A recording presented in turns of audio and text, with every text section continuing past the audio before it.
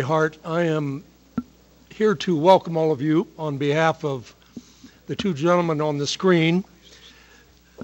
There is something that is detaining our two senators in Washington. I haven't watched the news recently, so I'm not quite sure what it is, but I believe it has something to do with what we are here to discuss. We are their guests, they are our hosts, and we are honored to hear from them. Senator Bennet. Thank you very much, Senator Hart. I appreciate it. It's great to be with you, at least virtually, and I can't get over the irony of how we find ourselves stuck in Washington while we're supposed to be having a conversation, a thoughtful conversation about the condition of the fiscal condition of this country and what we're going to do about it over the medium term and the long term to actually create a comprehensive set of solutions to get us out of this fiscal quagmire. I just came from the floor. I was literally there 10 minutes ago saying that I was supposed to be where you are today in Colorado and not here, and that Mark and I had both invited a bunch of people who were willing to come to Denver to have this conversation, and that I felt like we had inconvenienced them by having you be there and having us be here, but that it was nothing compared to the inconvenience that people are going to face if we have a government shutdown over basically completely non-economic issues at this point. The parties are really close on the economics. What all of this underscores for me, and the foolishness, in my view, of the conversation that we're having right now on this shutdown question, is that it's more important than ever that we plant the seeds and set up a set of circumstances and conditions where we can have an adult conversation going forward on our deficit, on our debt, on raising the debt ceiling, all of these kinds of questions that are going to confront us. And that's why Mark and I wanted to do this forum, because we wanted to root the conversation we're going to have in the wisdom of the people that live in our state. I want to say a special thank you to Senator Simpson for being there today and for his service co-chairing the President's Deficit and Debt Commission. You know, if Tom Coburn, who's one of the most Republican senators, most conservative Republican senators in the Senate, and Dick Durbin, one of the most liberal Democrats, could vote for the report of that Deficit and Debt Commission, that's good enough for me. I may not agree with every single thing that's in there, but as a starting point to move this conversation forward, that's good enough for me. And I want to thank Senator Simpson for his work. I also want to thank, finally, Gary Hart for his willingness not just to be part of this, he's thought a lot about this, but to take a leadership role now that neither of us were able to be there. I think, to be honest with you, you're in a lot better hands with him than you would have been, at least with me. And with that, I want to turn it over to my senior senator, Mark Udall, who has been a real champion in this Congress for saying that we do need a bipartisan solution. In fact, nothing other than a bipartisan solution is going to address the problems that we face. So with that, I'll turn it over to Mark. I might, if you come back to me at the end, I've got two ground rules I wanted to try to impose. Hey, thank you, Michael. And perhaps Michael's compliments directed at me and my interest in a bipartisan solution harken back to the fact that they're both Republican Udalls and they're Democratic Udalls. We understood when we were part of the great wave that settled the West that you had to work together. And you had to match your revenues with your expenditures in order to pursue investments in your society, whether it be improving health care, providing schools, building infrastructure. And I have to tell you that Senator Bennet and I feel very, very strongly about this. We violently agree. I think we would both say that we're willing to lose in the next election cycle, although Michael's got 6 years in which to consider that, and I have 4 to get this job done. But I come at it as an optimist, and I think Michael does as well. I think we can lay a new foundation, a new fiscal foundation, if you will, that focuses on the medium and the long term, and then that prepares America to compete, to innovate, to lead in the 21st century. However, if we don't grab this opportunity, then the consequences are especially dire. And I too want to thank Al Simpson and Erskine Bowles. I think Al, in his homespun way, said this country's in a mess, but he laid out the way to move forward. And I'm particularly pleased that 5 of the 6 senators on the commission that Al and Erskine helmed voted for the proposal. And 4 of those 6 senators are now engaged in some very important negotiations here in the Senate. So let me conclude with just a couple of additional thoughts. I think Colorado can lead the way. There are many of you in the room that Mike and I have the great privilege of knowing, come from both political parties, who want to work together. We have a history of fiscal conservatism, operating from a fiscally real point of view, and you can help us in the leadership role that we want to provide back here in Washington, D.C. De Tocqueville, the great French observer of American life and American politics way back 180 years ago, pointed out that America's strength was her capacity to undo her faults. We now have, I think, a challenge to undo a fault, but I'm counting on us to figure out a way to get it done. And finally, let me just say, as an old mountain climber, there are mountains I've climbed alone, but this is a mountain we've got to climb together. We're literally all tied together on a single rope, and there is a way to the summit, but unless we all pull for each other, unless we all work together, we're not going to get there. And if we don't get there, we have fallen down in meeting our responsibilities, as Al Simpson and Erskine have put it so powerfully, to our children, their children, and Americans yet to be born. So thanks, Gary Hart, for your leadership, for pulling everybody together. I know we're going to look forward to watching this from afar, and we're really proud to be a part of this effort. So I'll turn it back to Michael. I just wanted to add a couple things. One is, I've just spent 2 years traveling our state, 40,000 miles, and have had town halls in every corner of the state, in red parts and blue parts. And for whatever it's worth, if I had to sum up what I heard in those town halls on this issue, it was 3 things. People said to me, we want a set of policies that materially address the challenges that we face. We know we can't solve it overnight, but we want to materially address it. The second was, everybody wants to be in it together. They don't want one person's ox being gored for another. Everyone wants to make a contribution to solving the problem, and everybody's going to need to own it. And the third was that it be bipartisan, because there's such skepticism about either party's motivation here. So that's at least a jumping off point for all of you. People could disagree, and that of course is fine, but I wanted to give you the benefit of what I had heard in the state. The second thing I thought I'd do is try to assert 2 ground rules, which are the same 2 ground rules I use in every town hall meeting that I have. The first is that for the purposes of the conversation you're going to have over the next couple of hours, I hope everybody would put out of their mind what cable television network they watch at night. It doesn't matter. You can watch it the whole rest of the day, but for the next 2 hours, just forget about it. And the second thing is, and I say this on behalf of Gary and Al and the rest of the panelists, people should ask any question they have and raise any question they have and bring any criticism that you have. I'm a former urban school superintendent. You can't hurt my feelings. And Mark's a mountain climber. You can't hurt his feelings. What we need to do is have an honest conversation about how we're going to address this, because as in terms of our legacy to the next generation, time's running short on our ability to get this done. So with that, I'm going to turn it over to Senator Hart to kick it off. I think we're going to wander across the street so we can watch it from the office, because we can't actually see you guys from here. So thank you. Gentlemen, thank you very much. We are indebted to you for organizing this event, particularly Senator Bennet and his staff, but also Senator Udall and his staff. We are grateful for your efforts to help educate this community and this state and this region on a topic that has been woefully mischaracterized by almost everybody. And so this is an important part of democracy.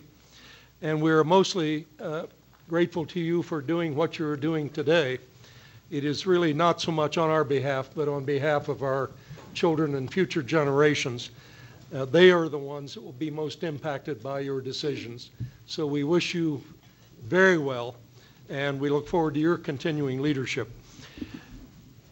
Without the 2 senators being here, we have 3 people who I think understand the federal budget as well as anyone I know in this country, certainly over the years. I will, first of all, introduce my former colleague of 8 years in the Senate, Senator Alan Simpson. Though he rarely admits it, he is a Coloradan by birth. And he made his way to Wyoming to seek his political fortune, and it was quite an extraordinary one. We had a wonderful friendship in the Senate in the 70s and 80s, worked together on many issues. He has, as some of us have continued to do after we've left office, continued to provide public service in a whole variety of forms. He was director of the Kennedy School at Harvard for a few years. He has most recently, as you know, come back into the public spotlight, and thank goodness for that, as co-chair with Erskine Bowles of the National Commission on Fiscal Responsibility and Reform, the Simpson-Bowles Commission. And the senators have mentioned that, and Senator Simpson will be talking about it. It was my honor in the 70s to first get to know Dr. Alice Rivlin, who is visiting with us from Washington.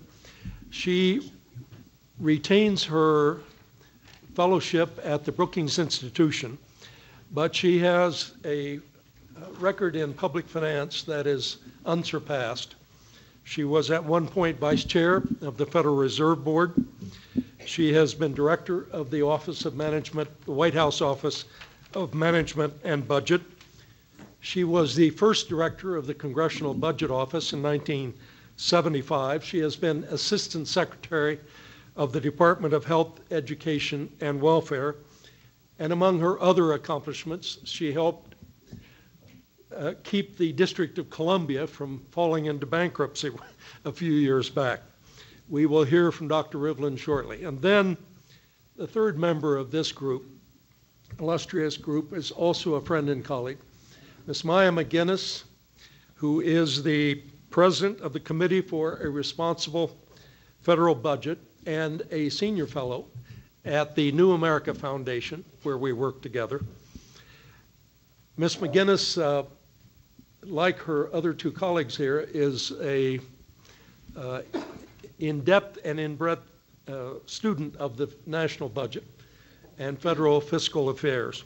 She will be our moderator today, and so I turn the microphone over to Maya. Great, thank you. Can you hear me? Okay, thank you so much. Thank you for everyone joining us today. As Senator Hart just said, we really have a terrific panel of experts here, Senator Hart included, and all of them have recently played very important roles on getting the ideas out there and what kinds of things are going to help this country deal with the fiscal situation, the fiscal challenges that we face. So Senator Simpson obviously co-chaired the Bowles-Simpson Commission, and Alice Rivlin was both on that and also helped co-chair along with Senator Pete Domenici, the Domenici-Rivlin Commission, and Senator Hart actually worked through, how many hours did you guys give yourselves to fix the budget? 48 hours on the Esquire Commission. They pulled together a group of 3 whole days. 3 whole days. So We one balanced the budget. so they succeeded. So one of the really nice things about this panel and this opportunity is I do hope we can step away from, I don't even know how to say it in a nice way, the things that are going on in Washington. It's sort of a crazy time in the budget. And what strikes me as I watch it is that we're focusing on a very small piece of the budget, and we're focusing on what we're going to do for the next 6 months. And what we have right now is a very serious fiscal challenge facing the country. And I do think what's encouraging is that the country has woken up to this problem, this very serious problem, and I think in many ways is often ahead of some of at least the politics that's going on in Washington. I will also say that I think Colorado is very lucky to have the 2 senators that you have. You can tell when you work on a bipartisan group that focuses on the budget, that not is always talking about the things that are most interesting to other people, which members of Congress are really interested in this topic and want to participate in it. And both the Colorado senators are and will play a very important leading role in that, is my prediction. So I just want to quickly set the stage, and then we're going to hear from our panelists, and we're going to hear from a terrific group of people who have gathered here today who are kind of thought leaders, business leaders, community leaders in Colorado. Just to set the stage very briefly, you all know the deficits and the debt are huge in this country. They are the result of a number of different things. We were running deficits before we were hit with a big economic recession. That recession made the situation much worse, both just losing revenues and spending more during the recession and the policy responses that were put in place to respond to that, which my personal opinion was were necessary, that we did need to take action to respond to that. We're lucky that it seems that the recovery is now starting to take hold, but we're also going to be hit with some serious challenges that come primarily from the aging of the population and growing healthcare costs. Deficits and debt, it's a hard issue to personalize. It's a hard thing to have families understand how much it affects all of us. But they do have profound effects on the economy by squeezing out interest rate, taking capital out of the private sector that's used to finance the government, which could otherwise be used for private sector investment. It affects the budget. The more that we borrow, the more we pay in interest payments. And when you hear people talking about fixing the budget through waste, fraud, and abuse, that's not going to work. That's not what it's about. But the interest payments in the budget are not the best use of our dollars. So when you look at them squeezing out other priorities, you see the effect it's having on the budget. I think it has a profound intergenerational effect. Basically what we're saying to the next generation is we want to spend more now and we don't want to pay for it. And that's not what the American dream is supposed to be, where we're supposed to put out an economy that's growing and stronger for the next generation. And right now, we all know changes will have to be made, but we don't know what they're going to look like. And I think that creates a real environment which is not stable. At a time where families need to plan and businesses need to invest, they need to know what to expect over the next 10 years or so. What I do think is very encouraging is the discussion, and I know watching the news right now you can see how polarized things are on one hand in Washington, but on the other hand, the discussion has moved forward in a very encouraging way with the various commissions, and we'll hear more about them, putting proposals out there for big plans to fix the budget, with policymakers starting to work together in a bipartisan way, and I echo what the senator said, that is the key to this. Fixing this situation is going to be hard. It is not going to be something one party can do on their own. And with more and more people putting out specific ideas about how to address this, kind of the days of deficit denial, those are over. And now what we need to do is, as quickly as possible, I think, move on to actually how we put those fixes in place. So I'm very excited that the senators today decided to put together what we're all looking for in Washington, but an adult conversation. Everybody in the audience should feel free to write down questions. There are people who are going to pick them up. What we're going to do is talk with the three panelists and have the people around the table ask questions, but I'm also going to take the opportunities to ask people in the audience to weigh in and ask questions as well. So I'm just going to throw something out, and I'd like to hear from Senator Simpson, Senator Hart, and Alice Rivlin, and then open it up to the table. But I wonder if you could just set the stage for us. What is it going to take? What is going to be enough? These are bigger deficits in debt than this country has ever faced. What is it going to take to actually address the problems in a way that's reassuring to credit markets, reassuring to families, and basically gets us on a sustainable fiscal path? Senator Simpson. Well, thank you, ma'am. It is something that is understood by the American people. You don't have to use PowerPoint or charts. It's very simple, at least in the way I do it. It's if you spend more than you earn, you lose your butt. And if you spend $1 and borrow 40 cents, you must be stupid. And this government borrows 40 cents for every buck it spends, and you continue to do that. Stupidity is the word that I seek and have addressed. It's been a great run. Erskine and I were appointed.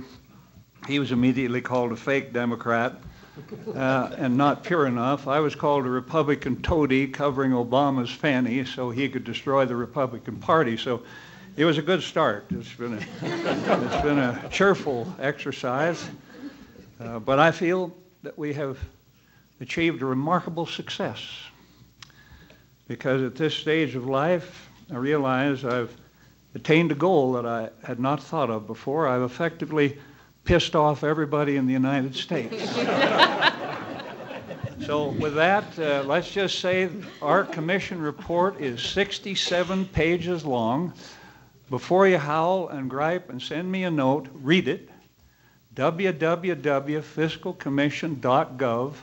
It handles everything you're complaining about. Social Security is not on the table so we can balance the budget on the backs of poor old seniors. It's to sustain itself and make it solvent. And you can't do this without anything to do with Medicare, Medicaid, and defense. And you can't do it without revenue. We are at the largest point, the smallest point of revenue in our history, 15% of GDP. We have never had a war that we didn't have a tax to support it, including the Revolution. Now we have 2 wars with no tax to support it. 15% of GDP is the revenue. It's historically been 19%. And now people are told in Congress if they raise taxes a nickel, they will be strung up by their heels in the town square. Everybody's in this game, and if you look at our report, everybody's got skin in the game, and that's the name of it. You can't say, I want to get rid of waste, fraud, and abuse, all foreign aid, all earmarks, Nancy Pelosi's aircraft, Air Force One, all government pensions, all of your pensions, Simpson, and there we'll get there, and that'll get you 6% out of the hole we're in. It's impossible. Double-digit growth for 20 to 30 years will not get us out of this hole. You can't grow your way out of this hole. There's no possible way. We didn't have a single witness that said that. I throw in one name, I shouldn't personalize it, but Grover Norquist is a tough cookie. And he and I like to bat each other around. So he came to the commission and he said, Ronald Reagan is my hero. I said, oddly enough, mine too. I said, I knew Ronald Reagan, and you, Grover, are no Ronald Reagan. And then he went on, and I said, Ronald Reagan raised taxes 11 times in his 8 years, Grover. He said, I know, I didn't like it at all. I said, well, wonder why he did it. He said, I don't know, it was very disappointing. I said, probably did it to make the country run. And that's where we are. We're all in the game, but it's not about Democrats and Republicans. It's about Americans who care something about their grandchildren. And I'm doing it for 6 reasons. I got 6. Grover Erskine's doing it for 9. He's got 9. This is who it's for. So one of the points would be that probably everything has to be on the table. The other thing that I think you can all see is Senator Simpson is very shy. You'll hurt his feelings very easily. So tread very delicately with him. Alice. Hard act to follow, Alan. I've spent the last year and a half serving on 2 bipartisan commissions. The one that was ably chaired by Alan Simpson and Erskine Bowles, and another one that former Senator Pete Domenici and I pulled together, bipartisan group. We had a big advantage. We weren't any of us running for public office, but we had a lot of people who had and who knew a lot about the budget and who came from different walks of life and different parties. And what did I learn from serving on these 2 commissions? Well, one thing I learned is it is possible for a group of people with very divergent views to sit around a table and talk civilly and sensibly about the problem, to agree on the facts, and then to say, okay, what are our options and what can we do here, and come up with something that is nobody's first choice, but will solve the problem. And Senator Coburn from Oklahoma, I thought, said it best when he signed the Simpson-Bowles report. He said, there's a lot in here I don't like, but I figured something out. If we're going to solve this problem, Tom Coburn isn't going to get everything he wants. And I'm sure the same thought went through Dick Durbin's head at roughly the same time. So if you think the problem is really urgent, you can come together and get it solved, and it isn't all that hard. The other lesson of these 2 commissions, and their recommendations differ slightly, but they came out more or less in the same place. And the other lesson is you sort of have to do everything. As you look ahead, federal spending is on a track to grow faster than the economy's growing. And that's an unsustainable situation. Revenues at any set of tax rates will not grow faster than the economy. They couldn't for very long. So we've got a real problem, and it's a growing problem. It's a wedge, and we've got to bring it together. Now, what you figure out, if you look at the numbers, is the big deal as you look ahead is the programs for older people, Medicare and Medicaid, and to a lesser extent, Social Security. Because we're an aging society, because we have this huge tsunami of baby boomers moving into those programs, and especially because we like good health care, and it's expensive, and it's getting more expensive every year. So you have to multiply the demographics by the rising cost of health care. So you look at this problem and you think, what do we do? Well, the first thing you have to do is slow the growth of the entitlement programs of Medicare and Medicaid particularly, and put Social Security on a firm basis. And both commissions had proposals for doing that. But then you realize you can't do that quickly. Because you can't change those benefits that people are counting on very fast, and you can't raise the taxes very fast. So you've got to look at what we spend right now at discretionary spending and see if we can spend it better and slow that down. So both commissions put very strict limits, caps, on both domestic and defense spending. And then when you've done all of that and all of the cuts in growth that you think you can possibly do, you realize you haven't solved the problem. We got to do something on the revenue side. And I watched my Republican colleagues come to that conclusion very reluctantly, because everybody started from the going in position, well, we could do this all on the spending side. Not possible. But the good news is we have a terrible tax system. We could make it better. We could raise more revenue from a fairer, simpler tax system. So both commissions had proposals to reform taxes, but they weren't, as they say, revenue neutral. They would raise more money over time. So that was where we came out. Now, nobody likes to do any of those things, but a group of people can get together, try to figure it out, come up with something, and that's what we need to do. Senator Hart. The first year I had the honor to represent the people of this state in the Senate, 1975, we had just had the first of the OPEC oil shocks. The second was to come later. We were experiencing something economists up to that time said could not happen, and that was simultaneous inflation and stagnation. Came to be called stagflation. And the pretty much constant growth pattern from World War II to the mid-70s had plateaued out. Revenues continued to rise, as did expenditures, but people weren't keeping pace in terms of their middle class incomes were not keeping pace. And I was visited, as Alan Simpson or Congressman Skaggs or anyone else who has had the honor of being an elected representative, by people from this state. And to a group, and it didn't matter what group it was, they had two messages for me. One was, we need your help to get some funds for this project or that project, water projects, health programs, schools, whatever. Second thing was, we want you to balance the federal budget. And they not only didn't see the incongruence of those two messages, they were angry when you pointed it out to them. And the only way I could figure this out, Alan, was that they thought our projects were good and your projects were not.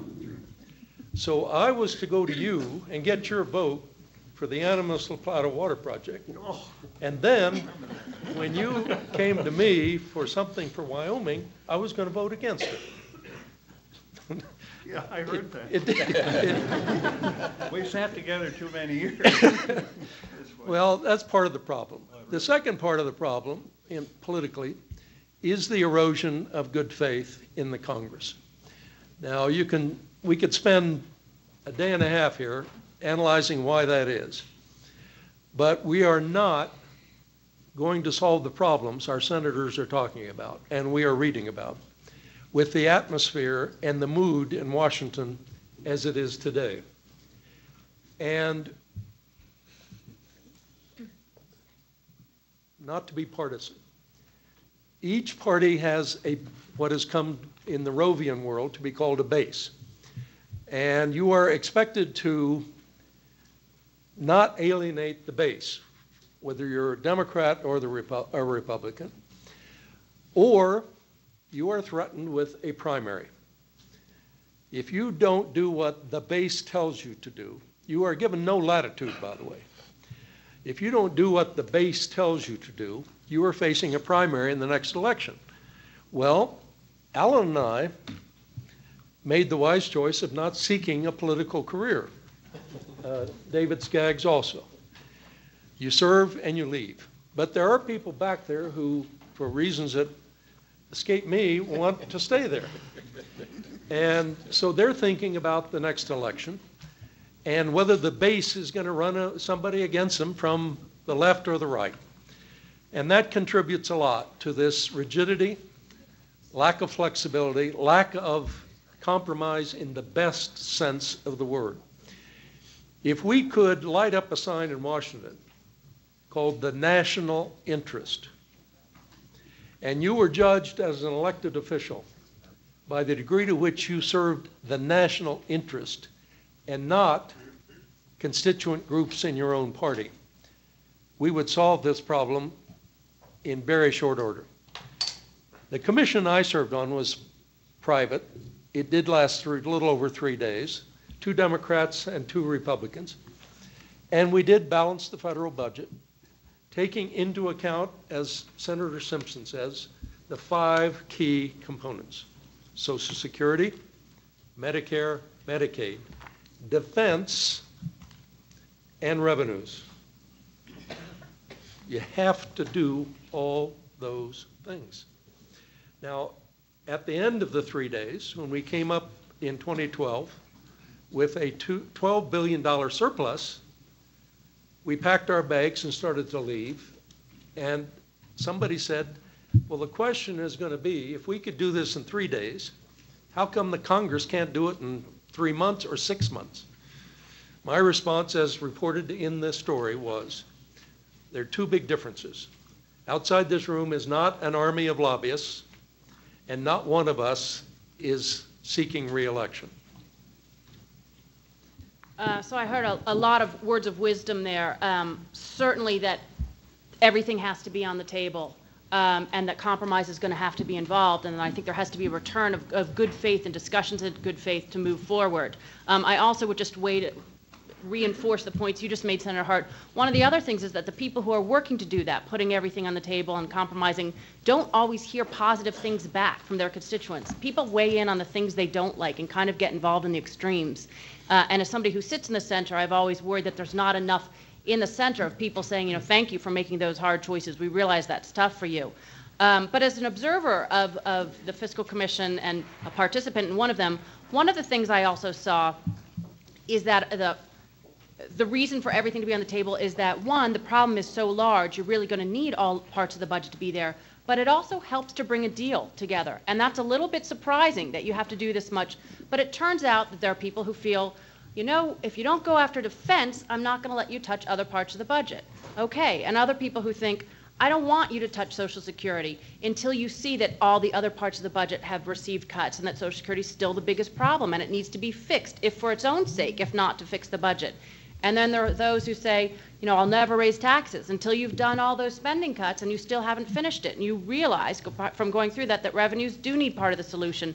And somehow expanding all the policies made more and more people come to the table. And I think one of the lessons that I saw was that people were able to buy into a plan if it did 2 things. If it got the deal done, and one of the things that you hear is that it has to be quite large. We're going to have to save trillions of dollars over the next decade. And 2, if they felt that it was fair. Nobody wants to leave that room, and nobody in the country wants to feel like they're the only one sacrificing. But if people understand that we can fix this fiscal situation, I think everybody's willing to be part of the solution. So somehow politicians need to get that message as well. What I'd love to do is open it up to the people at the table who have questions and want to weigh in with our panelists. Who would like to go first and kick us off? Yes, please, Peter. And if you could also just introduce who you are and where you're from. Yep. Peter D., CEO of Cirque Resources, which is a private energy company.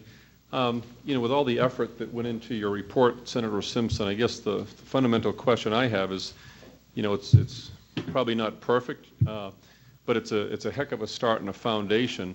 What do we think, it would take for our leaders back in Washington, D.C. to at least, embrace this report as the building block to move forward?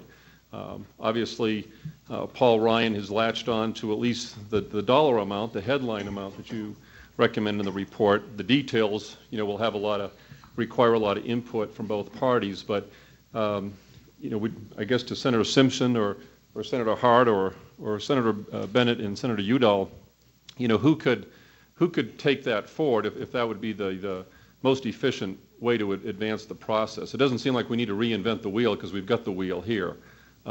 So that's my question.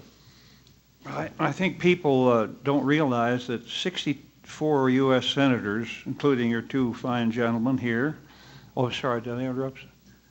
64 U.S. senators, 32 Democrats, and 32 Republicans have signed a letter to the president that says you got to deal realistically with spending, and you do something with tax reform and the entitlements. That's an unheard of letter. Both of the Wyoming senators signed it. They happen to be Republican. Both of these senators signed it. They happen to be Democrat. Furthermore, every living member, former Secretary of Treasury, signed this same kind of letter, said we agree with that, sent it to the president. 64 people in total, including the living members of the Council of Economic Advisors, have sent that up. You got a whole new group around the president. You got Jack Lew, who with Erskine Bowles helped balance the budget under Clinton the last time it was ever balanced in '96. You've got Sperling. You've got Bill Daley, who knows how to make the trains run. You may not like him or he's a Democrat or whatever, but he knows what he's doing. And our chief of staff, who served us for a year, is now Joe Biden's chief of staff. So there's a lot going on, but it's inside baseball because both sides are terrified that if they utter anything, they'll be torn to bits by the other side. And that's where it is. They're terrified.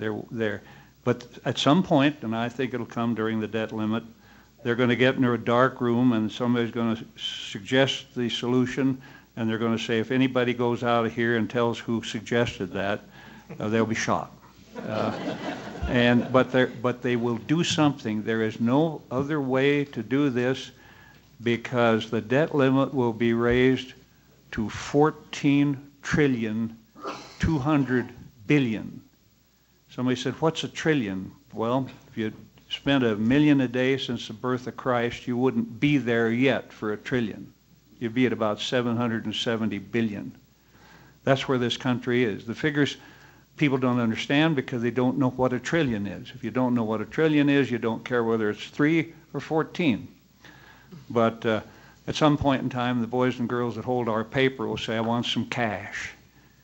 And all I know about people with money who love money, they love money more than America. They'll panic and then grab your shorts because it'll be inflation and all the things that are destructive. And guess who will be hurt most?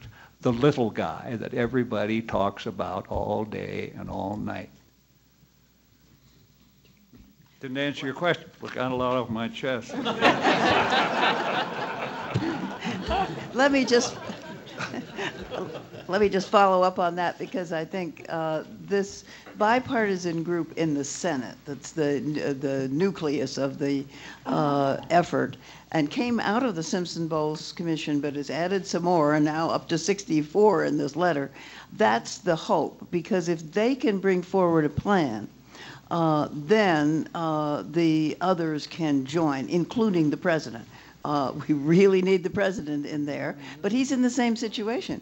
If he takes a partisan position and says, you got to do whatever he says, the others will jump on him. But I think this bipartisan group of senators is the key. I do too. I sure do. Congressman Skaggs. Thank you. My ears perked up when Senator Simpson mentioned the last time we had a surplus in the federal budget. And I wonder if one of you would be kind enough to remind us of what happened from then until now to cause the, doubling anyway of the national debt and the continued glide path that we're on. Sure, I can do that. And I was actually the budget director in the period that we were working toward this surplus, and I'm very proud to have been there. And we did it by restraining spending, raising tax rates a little, plus a good economy. And one of the things we don't have right now is a high growth economy, so we got to be really careful that we don't derail the recovery. What happened after the surplus was basically we gave it away in tax cuts in 01 and 03, and adding a big new benefit to the Medicare program in prescription drugs, and not paying for either one. Both were big increases in the deficit. Then we had 2 wars and a big recession, and it all adds up to many trillions of dollars of less revenue and more spending.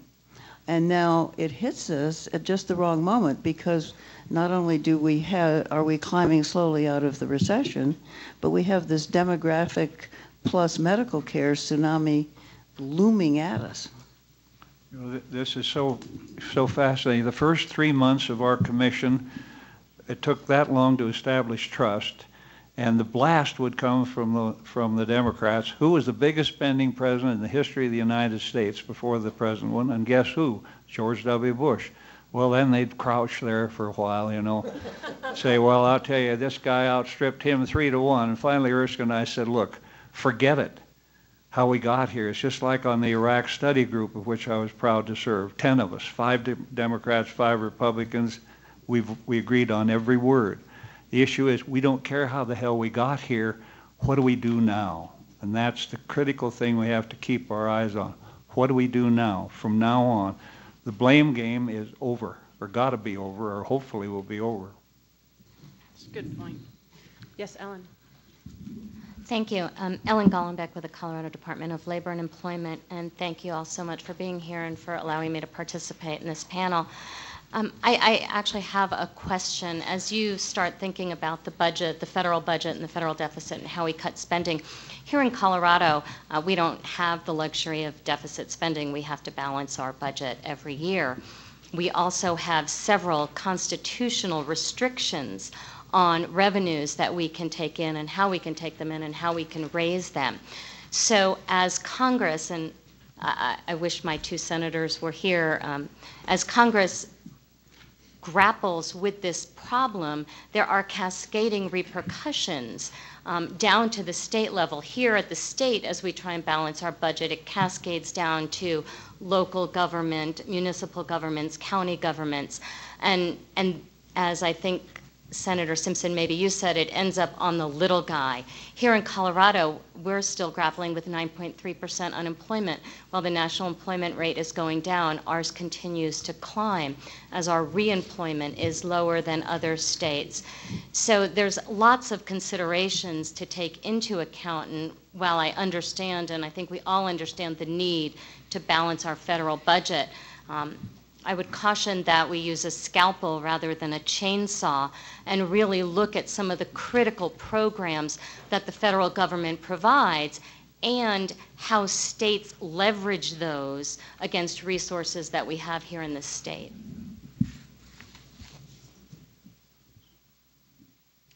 I think Gary wanted to talk about it. No, he was saying that if you have a question, stick your name card up, so that will be our new policy. Do you want to jump in? Let me jump in. Absolutely right. Not only Colorado, but other states, all other states have to balance their budgets and are very sensitive to what the federal government does. And that, I think, means we can't do it too fast. On the other hand, if we have a debt crisis, and it's really possible that within the next few years, we will not be able to market our bonds around the world at a reasonable interest rate. Interest rates will go through the roof. We'll be back in a deeper recession. And that's not good for anybody, and especially not states. So I think that's the problem. Let me just jump in on that question as well, because I think the states are such an important piece of this, in that they are, many of them are such, they're vulnerability pockets for the federal government as well, and the overall potential for a debt crisis. We had a very cheery conference about a year ago on what a tipping point for a fiscal crisis might be. You want to spend your afternoon in a depressing way, it is at that conference. And, you know, one of the biggest concerns, of course, is that there are the states, and that there's a lack of transparency about how the states' finances are going. And I think you're right that one of the sort of short-sighted ways of fixing the federal budget is to push it back onto the states. There will be some of that. States will take more responsibility, but you don't want to just shift the program, the policies out there and ignore it. And I think it also brings up the bigger issue of we don't do a very good job of looking at our finances in this country comprehensively. We should be really looking at all the different levels of government, looking at how we're funding our priorities and rethinking that. Right now, we kind of have time breathing down our neck. We need to get a plan in place, I would say this year, if possible. But at the same time, that doesn't mean we shouldn't have bigger picture conversations, too, of how to restructure some of these very important things, the responsibilities at different levels of government. Senator Simpson, were you going to jump in? I'm not going to force you to. No, I think you want to remember that this was to be a legislative commission. It should never have come to us or to the president. It was rigged up, so to speak. We call that on our side. He called it rigging. We called it creative thinking. It had 60 votes, and they got to the floor of the Senate, and 7 of the Republican co-sponsors voted against it. I said later, what's the purpose of that? Was it to embarrass the president? Well, yeah, but what else? Well, it was the fact that they brought up don't ask, don't tell about the same time, and we just thought that would be a bad thing.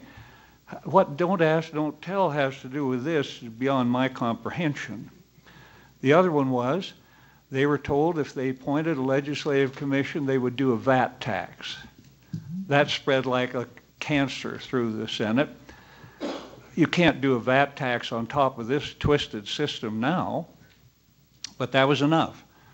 So the president said, let them sink. And then Joe Biden contacted me and Erskine and all of us, and we decided to serve for the reasons I've suggested. But you know, the logic that goes on is really hard to understand.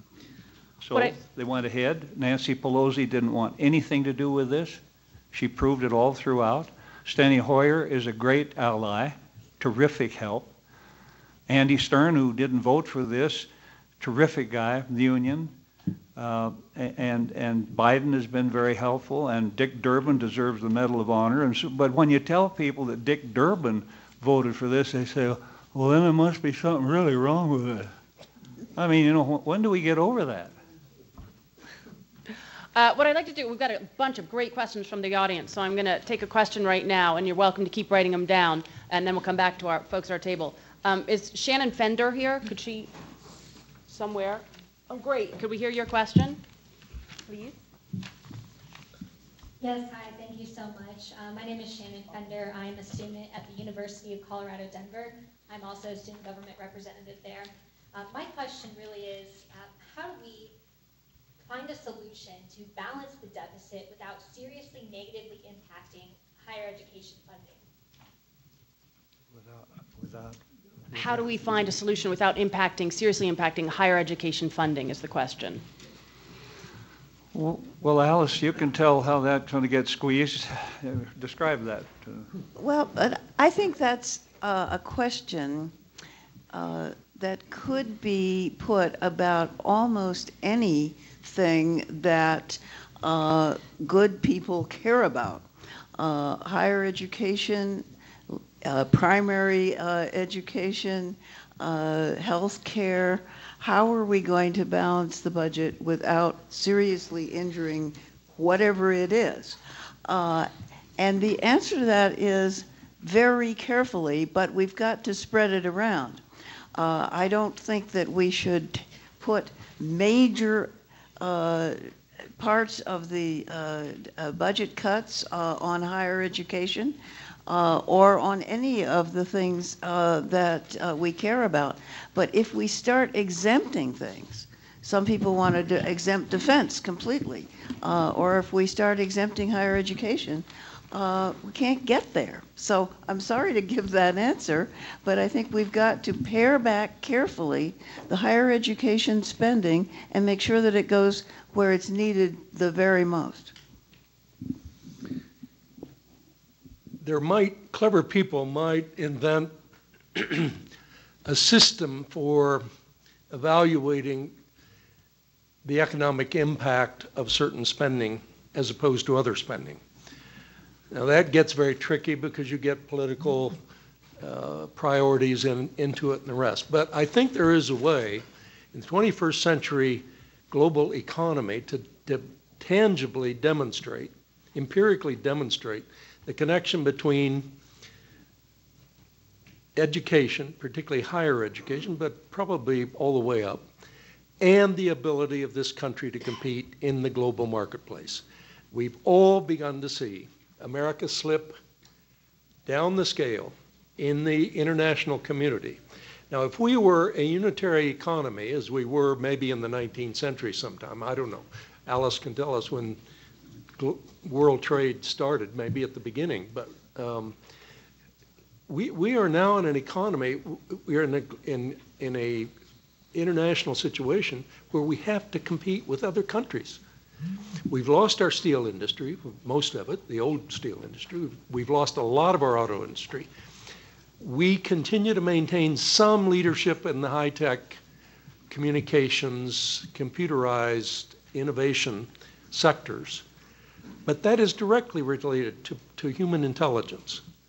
So I don't know how to parse education, health, environment, energy, all that on a productivity spectrum. I guess it is, productivity is the word I'm looking for.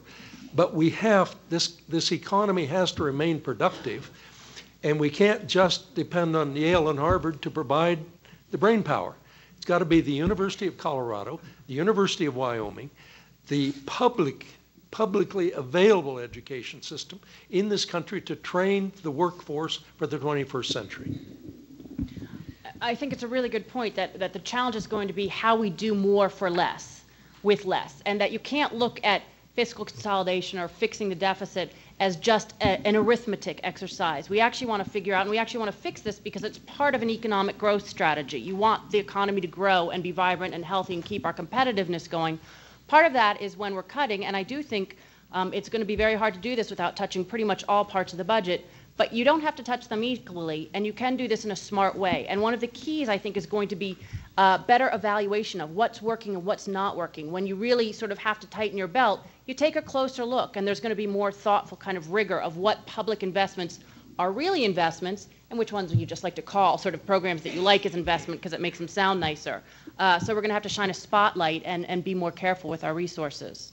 Just add one note. What happens with all the things you love? I always say to people, what do you love? Well, I love education, I love culture, I love the arts, the humanities, all the things that make a great country, all those things. Well, all of those will be totally squeezed out automatically by the things that are on automatic pilot. Medicare is on automatic pilot. 10,000 a day come into the system. Look at your neighbors. Look at the person who was 90 and had a 10-day lapse, and it costs $350,000. So if anybody thinks we're going to save money in there without getting into where that is, it will grow automatically, and what will get squeezed is the discretionary budget, which is what this young lady is speaking about. And the trouble with that is 2/3 of that budget is defense. And you're going to leave that out? Come on. The drinks are on me.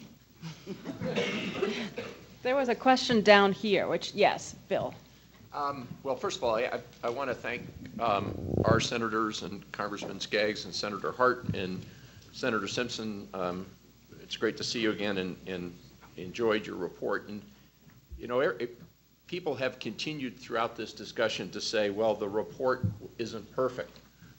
I'd like to remind everybody it's probably not worse than what we have right now, which isn't perfect. But my question specifically, I like the fact that there was courage to talk about entitlements as well as national defense and taxes. All of that, I think, was very important, and it puts the dialogue where it needs to be. But I've got to ask the question, and that is, the report was written at a time before our health care reform legislation was passed.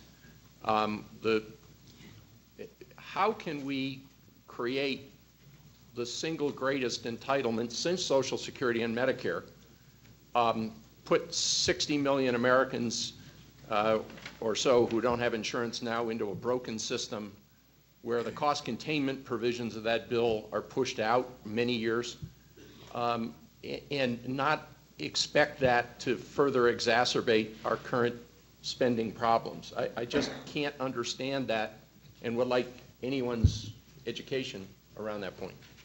You want to go, Alan? Huh? I don't want to. Actually, the report came out after the passage of the Affordable Care Act, but the point is the right one. We did add to the population that will be entitled to benefits under that act. I'm a little more optimistic than you are that some of the things that are also in the act will help to figure out how to deliver health care more efficiently and effectively. Almost every idea that people have had about how to improve the healthcare system was put in some form in that act in terms of more electronic medical records, more research on effectiveness of care, and so forth. And that's going to take some time to have an effect. But I think the hopeful thing as we look at the entitlement programs, including that one, is can we get our health system on a better track?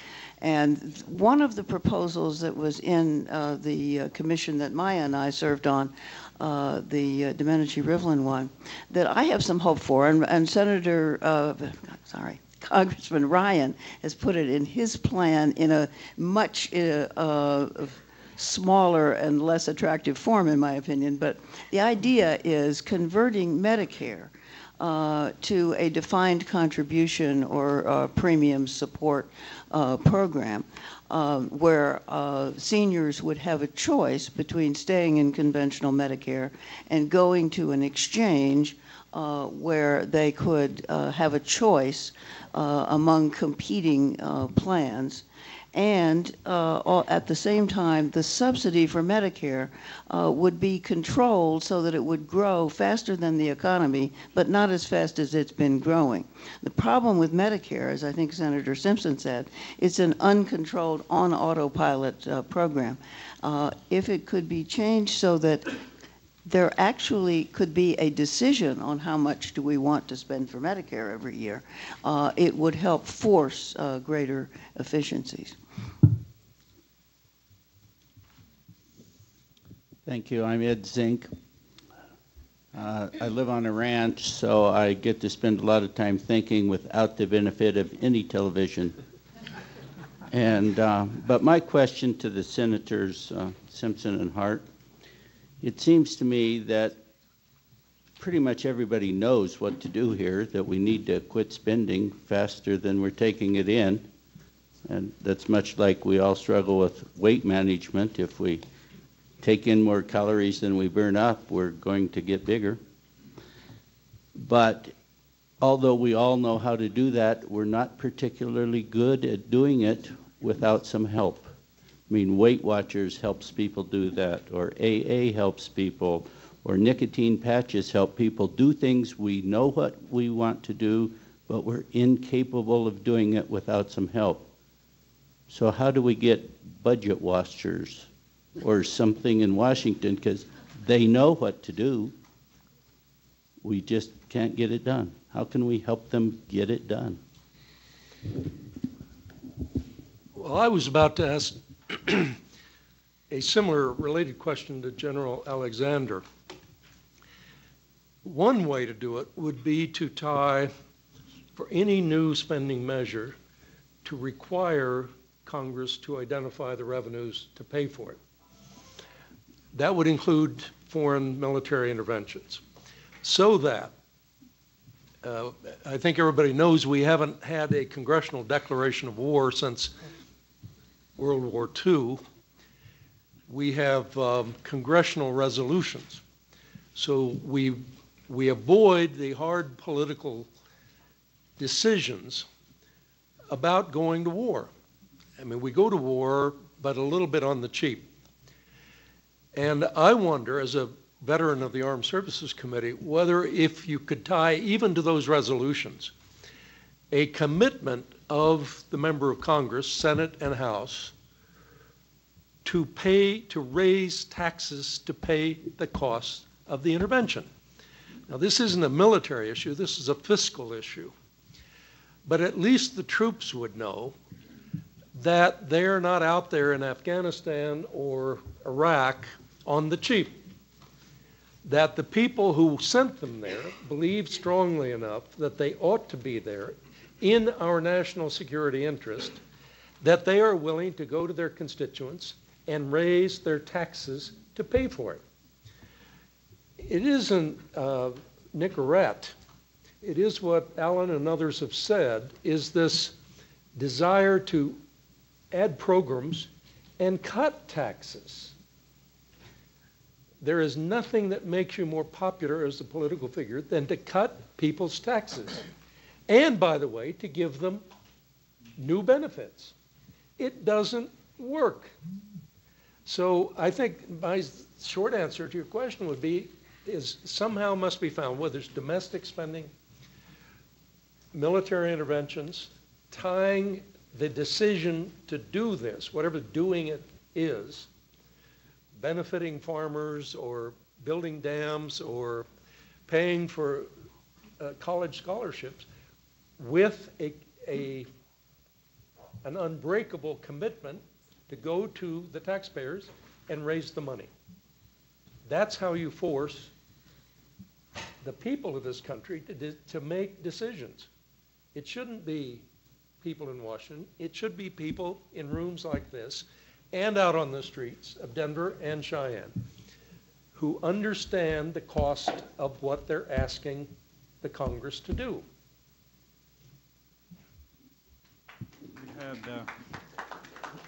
They did some investigative reporting in Wyoming. 5 Republican legislators who voted against an unemployment benefit, which would have benefited Wyoming's contractors, and the contractors are a great group, and a lot needs to be done. We're taking federal money in agriculture, and then none of them felt that was a conflict. And the guy went and found out what they got for wheat, what they got for their corn, what they got for the ditches. One guy said the reason he took all that money to correct his ditches for the water supply, he knew it'd help his neighbors too. Well, we all laughed at that one.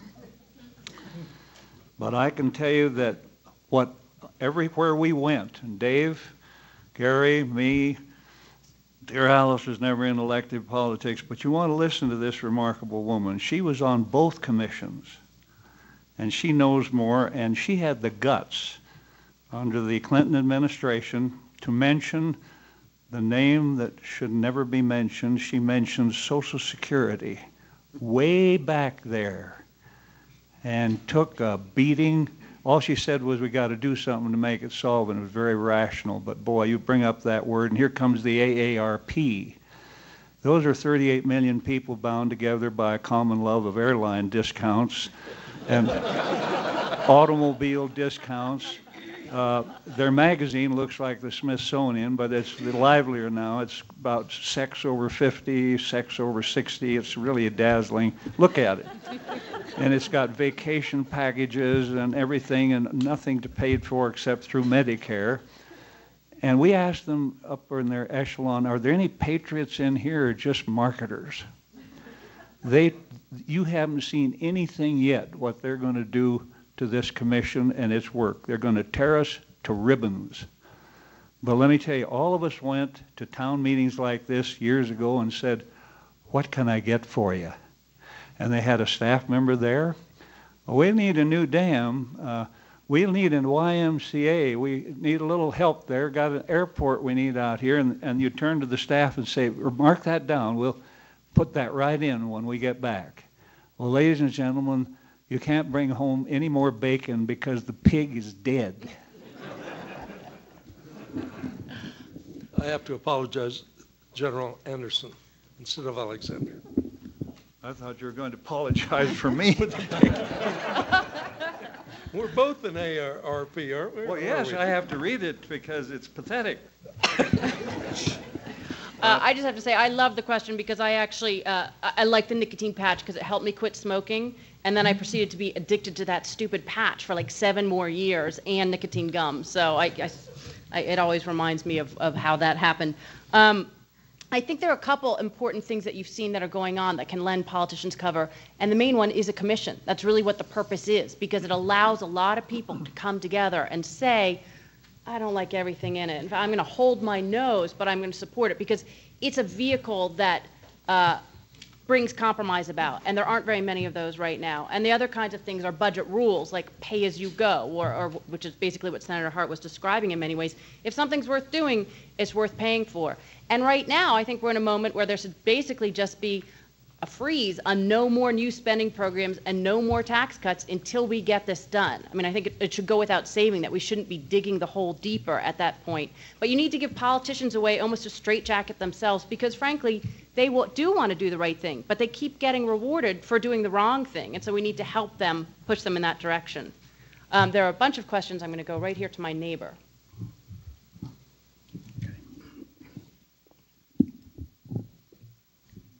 Hi, my name is Gary Stewart. I'm the CEO of a private energy company here in Denver.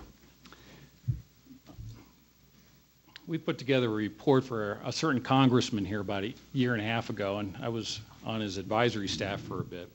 And one of the issues, we had been tracking the deficit, and I want to get back to how big of a problem this truly is. And there's some kids in this room, and I'll say students, but what most people don't know is that we are making interest-only payments on the debt. We are not paying down any of the principal. So as this debt, and we do this through treasuries, and as these treasuries come due, guess what we do? We refinance this debt with new treasuries. It never gets paid down. So this whole concept of trying to grow out of the debt is a function of trying to let your GDP grow faster than what your debt is doing so that relative-wise, your debt continues to decline. Part of the problem is when we look at these huge deficits that we have right now, and it'll be 1.7, probably north of that this year, and we'll see how it all lands, $1 trillion, is that we have to go back and still refinance some of the prior and earlier debt. And interestingly enough, we have 29% of the debt held by the public coming due in the next 36 months. So not only do we have to refinance that debt, but we've also got to go out to the same markets and see if they'll finance our existing debt. One of the points I want to bring up here is this. There is a difference between the numbers reported by the Congressional Budget Office as deficit and the numbers that are reported by the Treasury as the deficit. Now, people will say, had a dinner with Congressman Frank 2 years ago. I was asking him about this, and he goes, "No, Gary, you don't understand." I guess all the Treasury does is takes the Congressional Budget Office numbers and adds it to last year's debt. I said, "No, Congressman, actually the Treasury, flushes those CBO numbers down the toilet because they have to fund the numbers. They have to fund them." Now, I'm being a little facetious when I say you have to flush his numbers. That's not exactly correct because the CBO is reporting only a portion of the expenditures. There are certain expenditures that are excluded. The word deficit is defined by Congress, but the Treasury has to fund it. And so generally, on average, the difference between these numbers is about $300 billion per year, and they've been higher than that. So we go back to the Clinton era when it looks like we were seeing a deficit reduction, but we weren't. Actually, the Treasurer reported each and every year that Clinton was in office, we ran deficits. The best year was Clinton's last year where we almost had a balanced budget. The Treasury incurred only $18 billion worth of debt. So I don't want to downplay it, but I'm just saying this problem is very large. So here's my question. I come back and I say we need full and complete transparency on these federal numbers because we have to tackle and we have to fix this problem. We have to include all of this. We need one set of books. So my question is the commission, or do you think Congress would support? There is a reason why the Congressional Budget Office makes Congress look more fiscally responsible. Do you think there is a drive to try, Senator Simpson, to have one set of reporting, one set of actual expenditure numbers that we're going to have to tackle in order to try to get a balanced or a more equitable budget?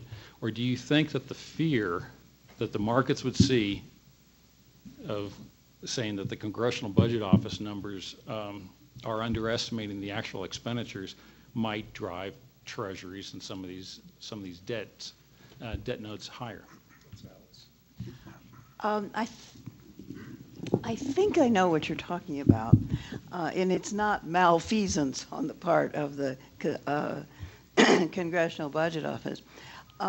There are two different concepts of the debt. Debt held by the public, which is what companies, banks, citizens, and foreign governments hold.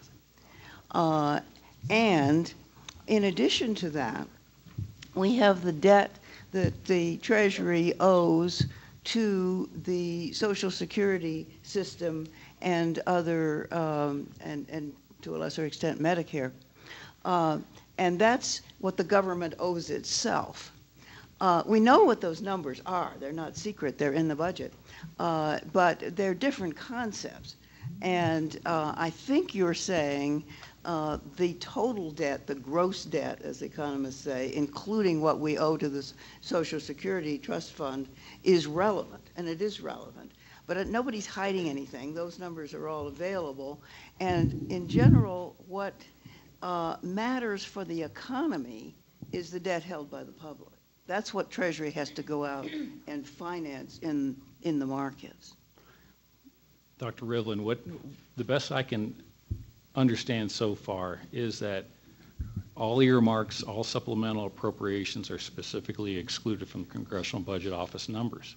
That's not true. Okay.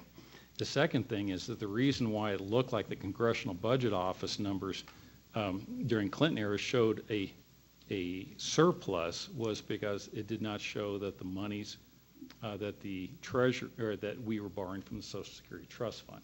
That part, yes. Okay. It did. If you were talking about the gross debt, or if you gross deficit isn't quite an accounting concept, but if you were including what was the bonds sold to the Social Security system, you're right. It wasn't a secret. Okay. But it was. But here's this is my one follow-up, and then we're going to move on. But this is my point. What we have is an expenditure issue. Here's what we picked up from tax revenue, and here's what we went and we took from Social Security, and we spent all of it. And so what I'm getting back to is we have to get back to the true expenditures, whether we're taking it from excess funds out of Social Security, Medicare trust funds, or whether we're just taking it from, we need to have, I'm just saying, a true factual reporting of those numbers. All right, Kathy White. Hello, thank you. My name is Kathy White. I'm with the Colorado Fiscal Policy Institute here in Denver. And I really had a question. I wanted to thank Senator Simpson and Dr. Rivlin for their work and all of you on this bipartisan work that you've been doing to look at this problem and come up with rational solutions. What I wanted to know was, for both of your commission reports and the recommendations that you put forward, how much in your discussions were really about what was politically possible? I mean, they were both principally driven. For instance, the Bowles-Simpson proposal was to try to, one of the principles which we would support is to try to harm the most disadvantaged the least. But how much, at the end of the day, was really put into the proposals that you thought were sort of politically palatable? And I ask this because in looking at the balance between revenues and reductions in spending, the Bowles-Simpson proposal comes out at about 2/3, getting most of the savings over time through reductions in spending. And the Rivlin-Domenici proposal came out about 50-50, from what I understand, or close to it. So was the Bowles-Simpson proposal tilted more in the favor of reducing spending as a result of what you thought was politically palatable, or was really everything on the table? You think those really are the best tax policy changes that we could make and spending cuts that we make? I think Alice will want to give her version. For me and Erskine, as we sat there and listened to some persons say, oh my God, I could never vote for that, I'll be cremated. We just moved on. And finally, Erskine and I said, we got a great idea. We're going to do a two-person report. It will be Bowles and Simpson, and we don't give a damn whether anybody comes or not. Now, let me tell you, we told individuals that. They said, you must be joking. We said, no. We didn't come here to do mush. People have been doing mush around here for a long, long time. This is not mush. So we did our own plan. Don't forget what we did, and we threw it in. And people were stunned. They said, well, this is just two guys. So then they said, well, now the negotiation will start. They just threw that out so we could start talking. We went, and they came to us, or we came to them. And they said, well, if you do this, I'll vote for it. And we said, no, that would just dilute it, so we're not going to do that. And the tougher we made it, the more came aboard. That's where this country, if you got the guts, the more you put it, people have, small ideas have no way to inspire anybody. This is the most irritating document in the public venue. And somebody said, well, the only thing worse than voting for it would be voting against it. Now, how do you feel, how would I feel when up came oil and gas depletion allowance? When I got back, they said, well, there were words that were just harsh. It was terrible. Mind-land reclamation money? Oil depletion allowance from the greatest, from Wyoming? I mean, and Coburn from Oklahoma? I thought he was going to collapse, and I was too. So I tell you, I can only tell you, everybody on this commission gagged, and 60% of them voted for it, and the ones that didn't said, you're on the right track, wish I could have joined you, but I couldn't possibly do it, but I'll help. And Ryan over there, and Hensarling, and Camp, three very bright conservatives, didn't vote for it because they didn't do enough to hit Medicare. And you're going to see what his latest one did to Medicare. He got into it because he's following some of the suggestions, and they're not bad at all. But you can't leave out defense and Social Security. That's the only defect I see in it. There are others, but every one of us just gagged to do this. And so the political consequences were not discussed that much. And the example is Coburn and Durbin voting for it and taking a lot of flack. Him from Grover. Grover nearly had a stroke about Coburn. Why, you rat fink, how could you turn on all of us? And Durbin's people were just stunned. But that was what we did. Alice would have a different thought, maybe. Well, I think nothing in any of these reports is going to be politically popular if considered by itself. That's the going in condition of this problem, that everything that you suggest that would help hurts somebody a lot or a little. So it is a sort of a balancing act. And then people have different values. Some are much more committed to doing things publicly and therefore don't mind paying taxes as much. And some are the opposite. So you're in a group, you're balancing all of those things. And as you noted, these two groups came out somewhat differently. But every single thing had to be part of the conversation, or you couldn't make the numbers add. Can I just ask a follow-up? We're really the values a part of the discussion. When I was looking at the preparatory materials for this and reading both of the reports and looking at how one of the problems that we really do have is an aging demographic and entitlement programs that are health focused and rising health care costs. And I really thought about that as a way that, while that all may be true, having a Medicare system that works and having a safety net for low-income families and having parents be able to take their kids who are sick to a doctor when they need them is sort of an American value. Yes. And so while the practice of spending on those entitlements sort of speaks to our values as people, so maybe we can't afford that value anymore, and so we have to get rid of that entitlement or restructure the program in ways that make it less of an entitlement, really, which is what all of the proposals seem to be doing. So was that a part of the discussion, or has that been a part of the discussion as you go out? It's in the report. We didn't touch Head Start. We didn't touch all the things that you're speaking about. We left out food stamps. We didn't even get into that. Well, but if every time we bring up something, we talk about the poor and the aged and this and this and this, it's tough to wade through that, because it is used by the interest groups to just punish us. And they will be the ones most punished in inflation and when the people ask for their money. I think you raise a very good point, and specifically about the older population. And we had very serious discussions of this in our task force, as Maya remembers.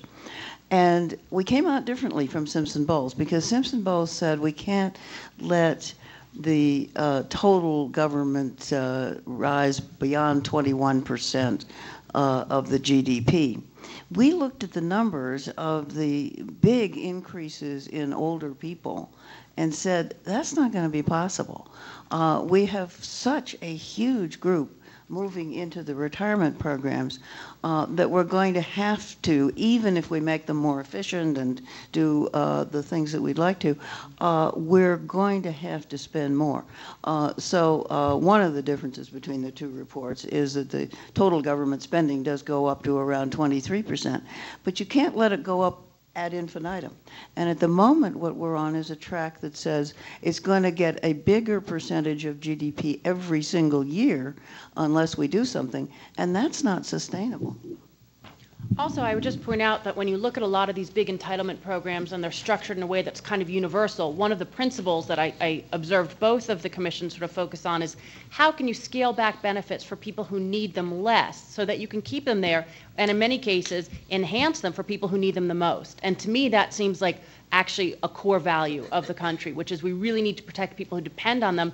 And if we make changes sooner and in advance of sort of markets forcing us to, we have a lot more flexibility to make sure that people who most depend on them are protected. And I saw that in both of them. I want to turn to the audience. Well, there's people. I know there are lots of people, but there are a lot of questions that I got about Paul Ryan's budget. So I want to take one from the audience. There are a bunch of them, but I'm going to ask Kathy Mitchell if she's here. Yeah, could we hear your question, and then we'll get back to everybody. Thank you. Hi, thanks for the opportunity to ask this question. It's actually to Senators Bennet and Udall. From what I watched, I think that Congressman Paul Ryan's budget is the only sustainable one.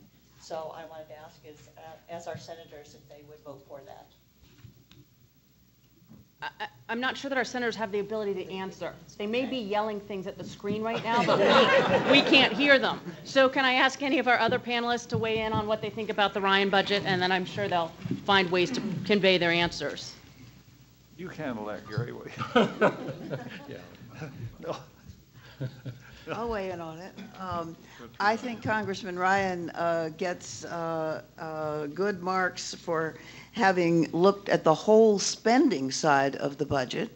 But when you think you can balance the budget only on the spending side and not include any revenue increases, and indeed his revenue as a percent of the economy goes down over time, then the cuts have to be so draconian that I would hope the two senators from Colorado wouldn't vote for it.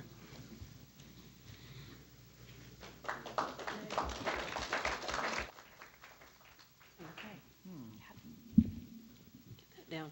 I apologize for the voice. My voice is lower than yours. Kathy Reynolds, Colorado State University, and I want to take us in a little different direction. You know, we talked about not being able to borrow our way out of this or grow our way out of it, but I think there's a place where a conversation about, I mean, currently the governor of Colorado is looking at streamlining our red tape and all of the issues that we face, that business faces here. I know Senator Udall's platform actually has to do with streamlining government. In this proposal, it's one of the areas where I think we have an opportunity to reach back to the people that have left Colorado, that have left the United States, and say, why did you leave? What is the red tape that we put in place that had you go overseas? Why are you outsourcing these jobs?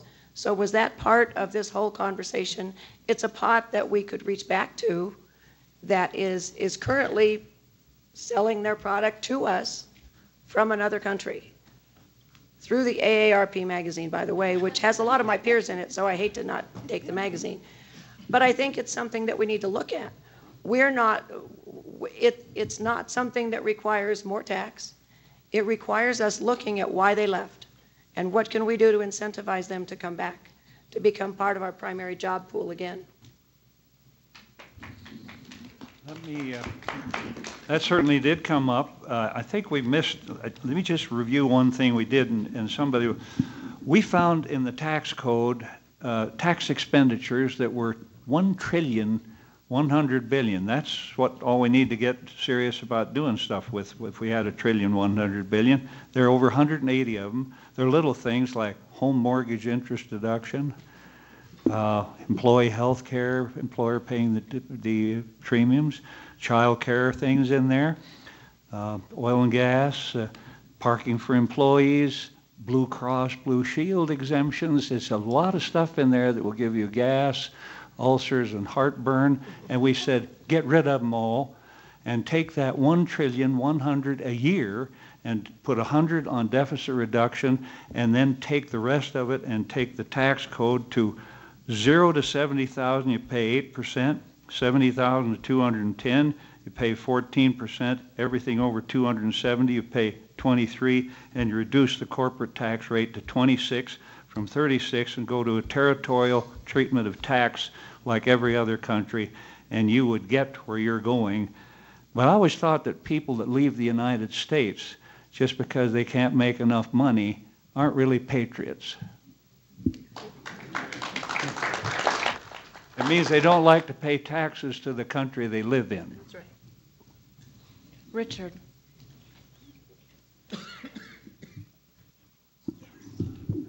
Thank you. Good afternoon. There's nothing wrong with my voice. Let me just see if I can get it to work. My name is Richard Lewis. I'm president, CEO, and founder of a company called RTL Networks. My question is, it's a small business, and acknowledging the fact that we can't grow our way out of this deficit issue, I would like to point, but it does help, right? Growth does help, and one of the growth engines in the country constantly looked at and touted and held up is small business. You know, we typically are the champions out of recessions, et cetera. So my question, it also helps with jobs, which is a compounding effect. When small businesses grow, jobs are created, which also improves the situation on the revenue side. My question has elements of Ms. Reynolds' question and my colleague Bill's earlier question. It has to do with healthcare. As a small business owner, I'm very often consulted and, basically saying, people are telling me, aren't you glad you're not being heavily taxed? Aren't you in favor of the tax push cuts? Because of the fact that that will impede your ability to grow because you'll be spending money to the government, et cetera. So my question isn't so much about the tax push cuts, but if the issue with growth has to do with money going out of the company, and it does, an almost equal concern is the rising cost of healthcare. A lot of people look at the recent Healthcare Reform Act and say that that's going to drive, up costs. I'm not going here or there with that. I think it's a big unknown for the most part. But I'll go back before the Healthcare Act, and my healthcare cost as a company owner, I was watching costs rise at 15 to 18% a year or more, something that's tremendously unsustainable. If healthcare costs were to continue, that's more of an issue to my growth than almost anything else. It's my second highest expense next to labor. So my question, and as I look at the rising costs of Medicare and other entitlement programs, I have to ask myself, how much of the increased cost of entitlements is related to the rising cost of healthcare that I see in my company? Which begs the question, the Healthcare Reform Act really wasn't healthcare reform. Politically, that was impossible. It's more of a insurance reform. At least that's my view of it.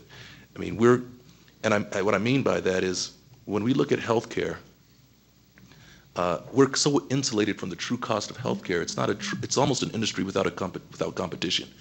All we know is what our deductibles are. We don't know or have an opportunity to really compare what, the value of this service at this hospital or doctor versus this hospital or doctor.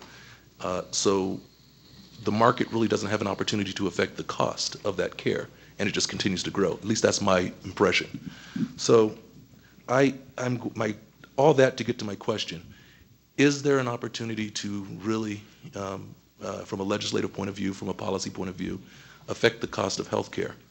And if we're in doing so, is there an opportunity for that reform, if you will, to lower the cost of Medicare and thus help the budget? And I'm going to sneak another quick question in, if I may. We acknowledge the fact that we have a lot of public debt, which can be owned by domestic or U.S. citizens or foreign entities. We acknowledge that for that public debt to be owned by U.S. entities versus foreign entities is a better situation. However, I don't see a lot of,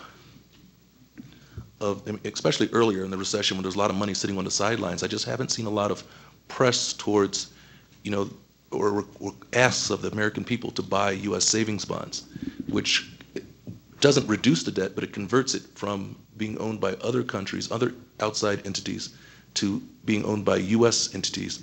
So in effect, you have a employee-owned company, which is a better owned situation because that, as well identified in the report, and I appreciate a very good report, the interest paid on that debt ends up back in the U.S. economy versus when it's owned by external, the interest on that ends up in another country. So those are my two quick questions. I apologize for asking two. They've been burning.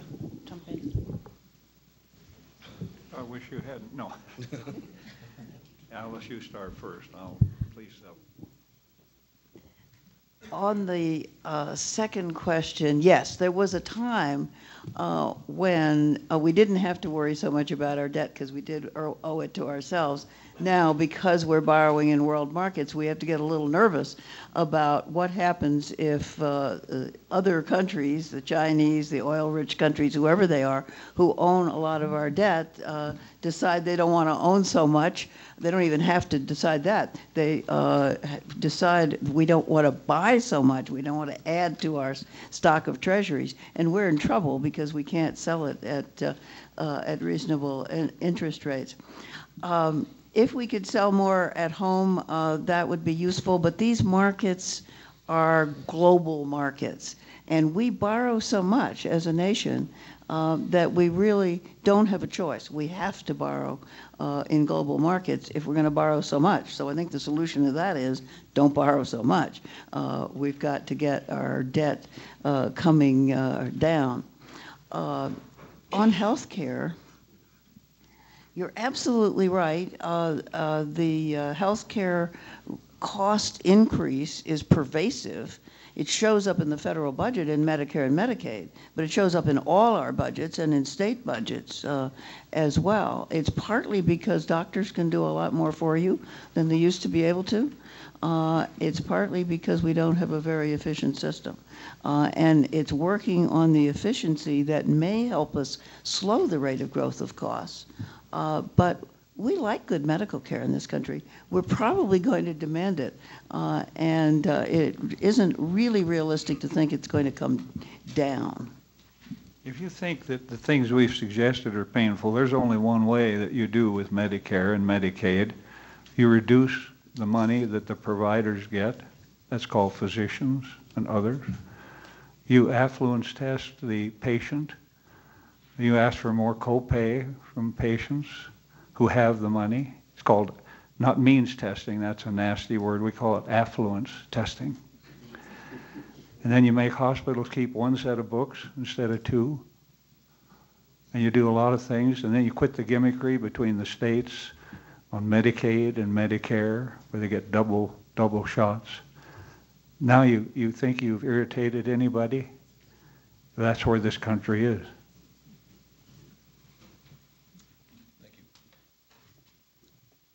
My name is Seal Prinster, and I'm president of Colorado Enterprise Fund. It's a nonprofit community development loan fund for small businesses.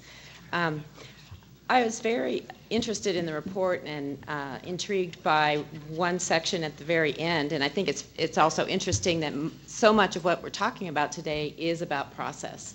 And I think it's great that the report ended with a section on process reform.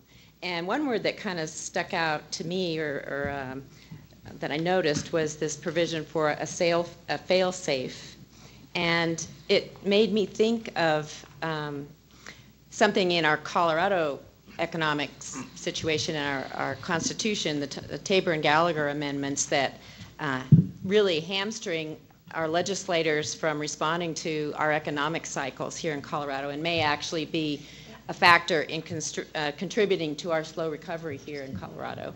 But I guess the question that I have is that with that fail-safe provision, and maybe you need to explain it to me, but and also some of the target ranges that you've been talking about of having minimums and maximums of various things, how do you envision that this proposal overall will, on one hand, maintain discipline to stay on this path of long-term predictability for the budget and deficit reduction, but at the same time still give flexibility for responding appropriately to economic cycles with various fiscal measures that might need to be taken?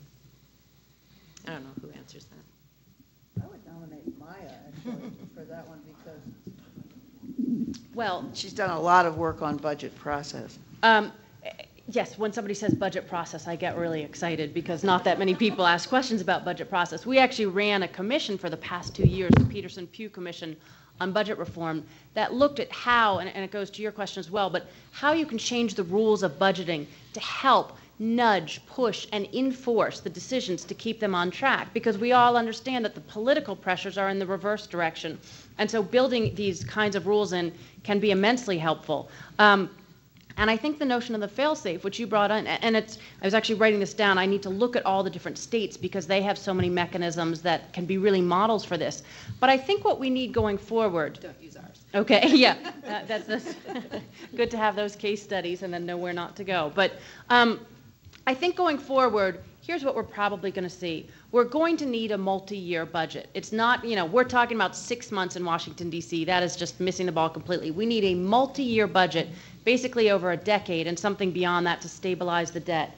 And it's going to be very challenging to make sure that that plan stays on track. One of the things that we did see was that when Alice and others brought budget surpluses back, suddenly, woohoo, we can spend, we don't have to worry about this. And so you want to make sure to keep things on track. The notion of a fail-safe or budgetary triggers are things that are gaining more momentum in this whole discussion of, okay, this is not my BlackBerry, I'm really embarrassed, sorry. Here you go. It's actually Senator Bennet who wants to answer your question, so we'll get to it in a second. But I think when we do see a plan that gets put in place, hopefully, the whole idea is going to be to build in these kinds of fail-safes, to make sure that every couple of years we go back, we make sure that the expectations were met and that the budget came in on track, that if policymakers don't make the changes they promise they're going to make, and not that we don't trust them, I'm sure they will, but if they promise to and things don't happen, then you have some automatic changes in the budget that help nudge them and keep it on track. So my sense is that this whole new focus on triggers and fail-safes is going to be a very strong component of bills, and I think it's a really important piece. I would be actually kind of nervous to have a big budget deal that didn't have some sort of fail-safe in it. So thanks for your question. Well, but part of my question was, will it still enable the government, and maybe it's more the Federal Reserve or other components, to be able to respond to economic cycles within those fail-safes? The whole new generation of looking at these has been realizing that what you don't want them to be is at odds with your needs in the economy. I mean, those of us who care about deficits desperately know that you should run deficits when the economy is weak, and you should run surpluses when the economy is strong, and your goal should be to have the fiscal policy work well with the economy. So sort of the next generation of fail-safes, if you will, are things that are becoming more flexible so that they accommodate changes in the economy and work with them instead of as against them. It's a great point. Okay, so Senator Bennet, okay, this is Alice wanted to say something. Oh, sorry, Alice. Yeah. Did you want to weigh something? No, never mind. Are you sure? Yeah. This is my first time using a BlackBerry, but Senator Bennet saw the question and he did want to respond, so I get to read it. I'm watching the live stream of the forum and the question, and I saw the question from the member of the audience. Paul Ryan's proposal is one of several approaches to resolve the growing debt and deficit crisis. My focus in the Senate has been on bipartisan and comprehensive solutions based on the path laid out by the Fiscal Commission. A comprehensive approach should meet 3 standards. It should substantially reduce the deficit. It must demonstrate that everyone is in it together, and it must be bipartisan. I'm supporting the work of the group of 6 senators led by Mark Warner and Saxby Chambliss, who are working to develop a framework to reduce the deficit based on the Fiscal Commission's recommendations. Last month, Senator Mike Johans and I led a bipartisan group of 64 senators calling on President Obama, which was mentioned earlier in the forum, to include a comprehensive deficit reduction package in any negotiation on the budget. And that's true. I would say that Senator Bennet has been working really closely with this whole group, and one of the most exciting things to see is that there's momentum that's been building. So we've had the fiscal commissions that have come out with plans. We now have the 6th group of senators, 4 of the senators who are on the commission and 2 others, Warner and Chambliss, who are really working hard to put this into a framework and a plan that can move forward. And what was remarkable to all of us watching was that Senator Bennet did pull together this letter of 64 senators saying that they wanted to support this. They wanted a comprehensive plan, and they were standing ready to work. So one thing that I'm observing, I know that this is a forum filled with kind of stark realities and how real and tough the situation is, but things are changing in Washington, and that there really is an appetite to address this. And the work that we're seeing in the Senate now is perhaps the most encouraging thing. So hopefully that moves forward. Yes, right down here. Thank you. My name is Ed Anderson. I'm at the University of Colorado Springs, but I'm here as a veteran, having served 39 years in the Army. And we've talked a lot about defense around here, but we've kind of talked around it in this discussion we've had here, so I'd like to just kind of address it there real quickly. First of all, I'd like to comment on your comment, Senator, with regard to the foreign military intervention and the war tax, if you will, similar to what we had in World War II. I endorse that. I think that's a great idea. I mean, I think there's certainly some limitations that would have to be imposed, but those are details that would have to be worked out. And I would point out one thing, that when you think back at World War II, you had the war tax, you also had a draft. So the whole country was engaged in that war. Now, we don't have that. And before you reporters start writing down things that I'm advocating a draft, I'm not. I'm not doing that. But I think what would happen with the tax is that it would bring the whole country involved in the war. And so that's partially why I would endorse that. My question is this. Certainly defense has been a target before. There's no question about it.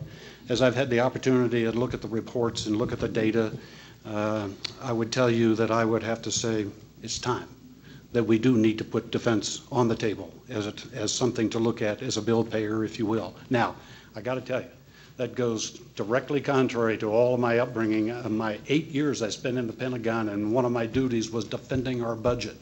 But I think it's time we need to take a look at that. Now, there's a caution there. I mean, one of the cautions is when you're talking about cutting the budget, it's all about national security risk. And you got to make sure you understand what the risk is by the budget cut you have, and then are you willing to undertake that risk? That's one. The other thing is, we've talked about this is all about our grandchildren and that kind of thing. I'll remind you, I've got 6 granddaughters, and some of those grandchildren will be serving in the military someday too. So we got to make sure that we got a great and top-notch military, just like we have today, the very, very best in the world. But when you talk about defense budget cuts, then the topic comes up, well, we can take away 2 aircraft carriers, we can take down the end strength of the Army and the Marine Corps and so on and so forth, and then that's when the battles start. My question is, and I think that for the most part, probably 90% of the audience in here is not familiar with what we call the BRAC Commission, the Base Realignment Commission. But as you know, the congressmen certainly understand that, and those who have been involved with the budget, that part of the reason for a BRAC Commission was because it was too hard. The services couldn't, the Department of Defense couldn't do it by themselves, Congress couldn't do it by themselves, so you have a commission that is somewhat bipartisan and apolitical, who comes up with a legislative commission, who comes up with recommendations to be enacted, and that's been successful every time we've done it. The question is, should we look at perhaps establishing some sort of a commission that would look at defense reductions and very carefully select who should be in that and make it a legislative commission and then do it in a bipartisan and an apolitical way? Thank you very much, and thank you for the opportunity to be here. General, I have long advocated that as a part of the process of public education, that the defense budget be broken into its component parts. If you walk outside this room, 9 out of 10 people would tell you that 90% of the defense dollar goes for weapon systems, and you know it doesn't.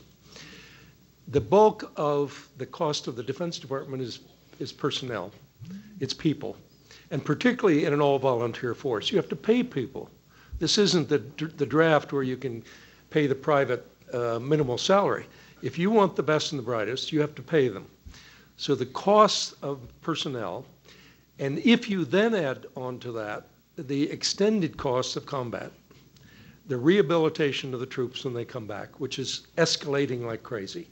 Again, these people that are so eager to commit the Army, the military somewhere, are the ones that run and hide when the wounded soldiers come back, and they have to be taken care of. It's one of the great scandals of American society. And then you add on top of that veterans' benefits. This is huge. This is huge. And it is one of the items, it is the biggest item in the defense budget. You don't even get to weapon systems till you get around that. Then you get into operations, as you know, the fleets at sea, the troops in deployment, leaving aside combat, just the far-flung operational costs of the however many 150 bases we have, or installations.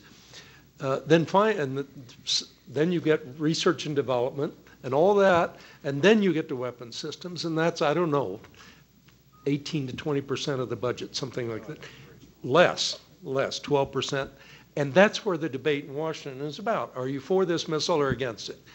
The Armed Services Committees spend so much time debating these weapons systems and overlook that whatever it is, 85+% that goes into these other costs. So the defense budget ought to be broken down into at least 4 pieces so the taxpayers know where their money is going. Can I wrap up? Oh, I was going to suggest that I know that Senator Hart has to leave, and as our host, he needs to conclude. Could we give both Alice Rivlin and Alan Simpson just last words, and then we will conclude. Are you leaving after you drop that rock right there? I'm going to drop another one. Well, I know you. Let me just say, I too commend you, sir. I was in the military for a couple of years in Germany at the tail end of the Army of Occupation with the 2nd Armored Division, and then I had the joy of chairing the Veterans Affairs Committee. I got there, and you could serve 1 year and leave, and you got every benefit that a combat veteran got, and you could be, and you never left Camp Beetle Bailey and don't know a mortar tube from either end. I said, this is absurd. Well, you hate veterans, don't you? That's what it is. I said, no, I don't hate veterans, but I hate to see there's 26 million of us, probably only 3.5 million were ever in a combat situation or a combat theater. I say spread it all and just pay them whatever it is. Just pay it. But forget this business of presumptive diseases. Now it's presumed if you've been in Vietnam for a week, it's presumed that if you have heart disease or diabetes at the age of 65, it's presumed that that was service connected. That's $43 billion a year. It's nuts, absolutely nuts. But I tell you, when we examined this, we said to the Defense Department, how many contractors do you have? And they finally said they had between 1 million and 10 million. Now imagine, we said, did any of them go broke and cheat the government and then go change their names? And he said, oh yes, that happens. And then Kent Conrad, the Democrat, asked, we want an audit. And they said, sir, our department is unauditable. The Defense Department is unauditable. There's no way we can audit the Defense Department. Overseas basis, I was in Germany. There are 3,000, I think we had a figure, in Asia and Europe, a huge figure. There's no need for that many bases over there. I like the BRAC, we suggested it. But we found stuff that was just, you know, you mentioned the word vet. We went to the speaker, Nancy Pelosi. We said, surely there must be a way to limit this, this continual, just when they ask, you give it. Oh, she said, anything the veterans group asks for, I just give. Well, I resisted that as chairman, and boy, I tell you, old Al Cranston and I had to go hide in a bunker. But here's one for you that really is troublesome.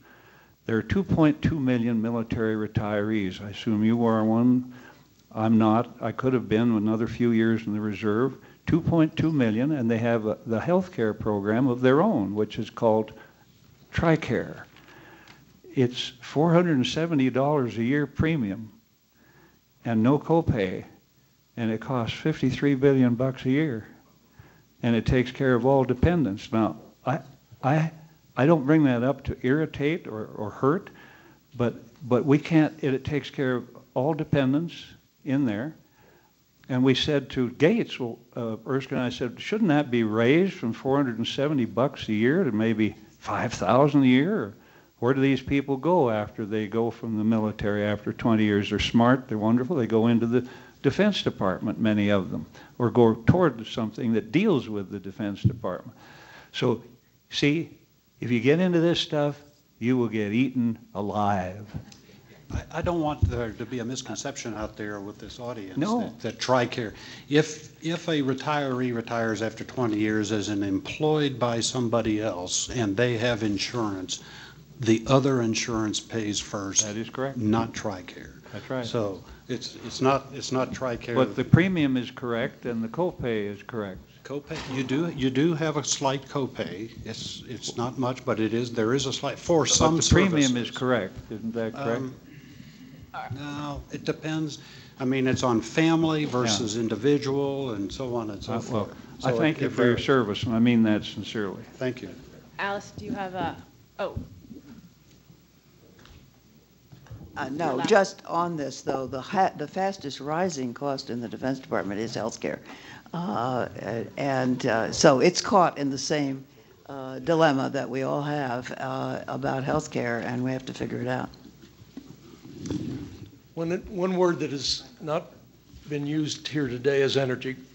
We are an energy-dependent economy. It has been estimated, General Anderson can correct me, that upwards of a third of our entire military budget goes to protect oil supplies. We import 70% of our oil from outside the United States. A quarter of that comes from the most dangerous, unstable region of the world, the Persian Gulf. If we internalized the cost of protecting those supplies, and we've fought 2 wars, by the way, in the Persian Gulf area, even though we won't admit oil had anything to do with it, If we incorporated the cost of the military effort to protect those oil supplies, we are paying $6 to $7 a gallon for gasoline. That doesn't count the cost of American lives. So think about that. Gas isn't $3.40 here now. It's $6 or $7 a gallon. That's what we're paying for it. The little commission on which I served raised tax on gasoline by $1 a gallon, as much as anything, not just to raise the $130 billion, but to force Americans to decrease their dependence on this oil. It is not our oil. This is not our oil under somebody else's sand. We are fighting for it because we think we need it. Keep that in mind. I am obliged, as the nominal host, to say thank you to all, particularly to my former colleague, Alan Simpson, my dear friend, a great American.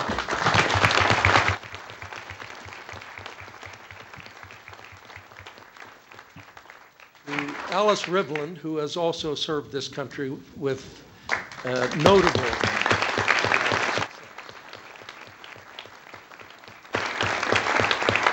And to our moderator, Maya McGinnis. Welcome to Colorado. We are very happy to have you here. Thank you all very much. Thank you. Thank you. Well, it was nice to